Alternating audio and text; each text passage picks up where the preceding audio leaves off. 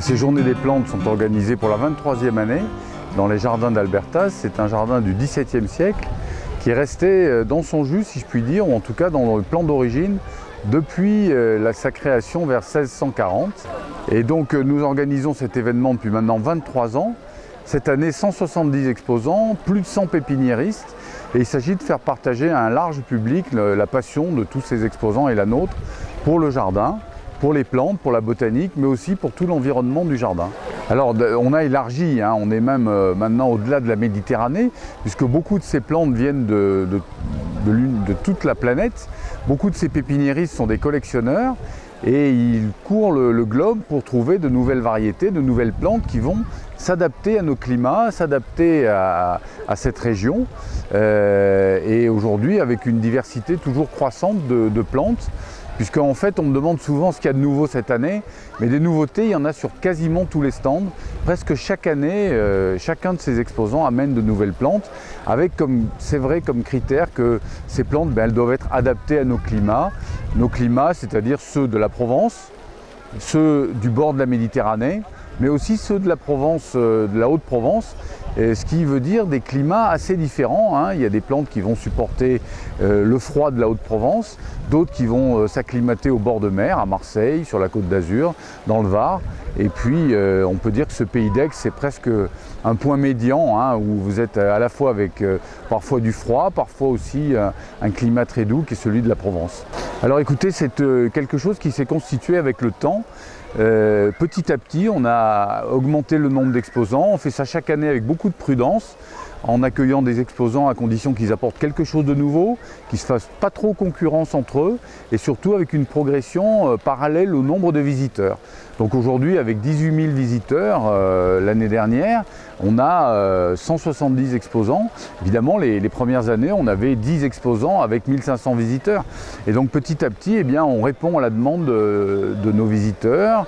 On augmente le nombre d'exposants, on augmente aussi les animations, on fait un gros effort sur toute l'animation avec des expositions photos, avec des conférences, avec des petits ensembles musicaux, avec des ateliers. On apprend aux gens à tailler des bonsaïs, à faire des paniers, on a des passionnés de plantes qui viennent donner des conseils phytosanitaires.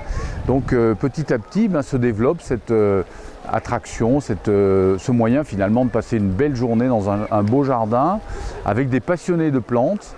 Ça, c'est le point commun de tous nos exposants, c'est le plaisir qu'ils prennent à accueillir les visiteurs et à leur expliquer ce qu'ils font, à leur expliquer ce qu'est leur passion, à leur donner des conseils, à les accompagner dans leur découverte de cet univers végétal.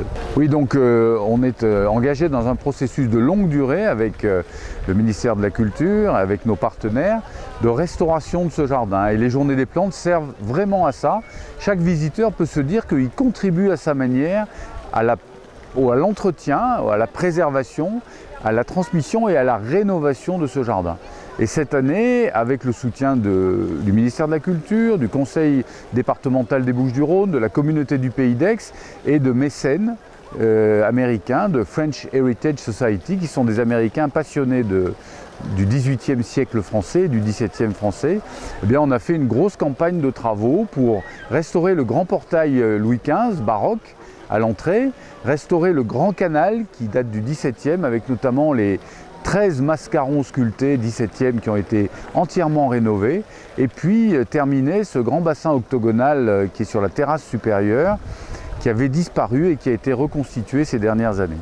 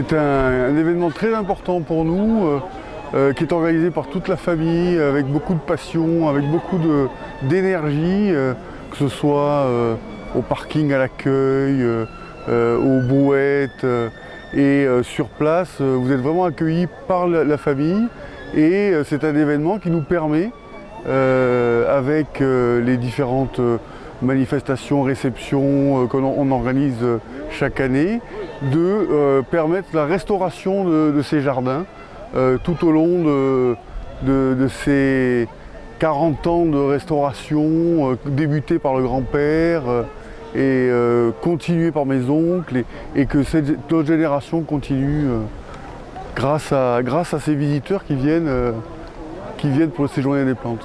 Je crois que cette histoire, c'est vraiment une histoire de famille, c'est une histoire de passion, c'est qu'on essaie de transmettre à nos enfants, aux gens qui viennent dans ces jardins. Et c'est vraiment, on ne peut pas retirer l'histoire familiale de ce jardin.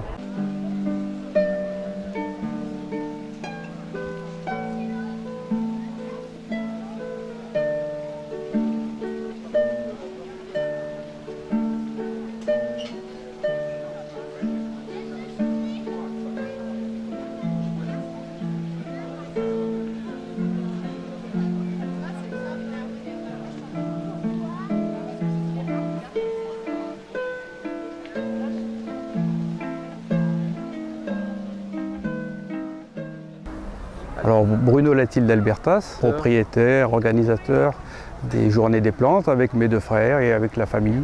Chacun joue son rôle. Il y en a un qui va s'occuper plus de côté marketing, gestion, un autre qui va s'occuper plus du pratique, du côté pratique dans les jardins. Gérer les jardiniers, c'est un petit peu mon rôle ici, puisque j'ai la chance d'habiter sur place. Donc je gère les arrosages, je fais un peu le rôle de gardien. C'est une surveillance permanente et des problèmes bien sûr liés à l'arrosage, à l'entretien divers, au vent, ou à la météo qui est capricieuse et qui quelquefois nous oblige à gérer au plus vite, au mieux possible les jardins. Et je voudrais simplement dire que c'est important pour nous de continuer pour l'avenir, pour qu'on passe le 21e siècle encore dans ces jardins.